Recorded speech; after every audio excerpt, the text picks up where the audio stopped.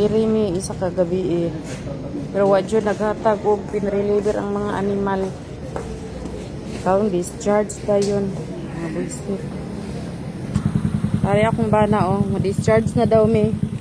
Morning pagmalaki nga kuan, gwapo na daw kayong Royeka pero isa mi kagabi diri wa jud mi nahatagan masking pinreliver na lang mga animal. Gitukod pa ni kung walay mga kuan maskin nagbleeding na gani kog mayo pero nagulat mi isa kagabi o isa ka adlaw. Paghuman pagkabuntag kay niingon man sila pagkagabi daw ang pagkabuntag ang ultrasound nagulat mi hantod alas 9.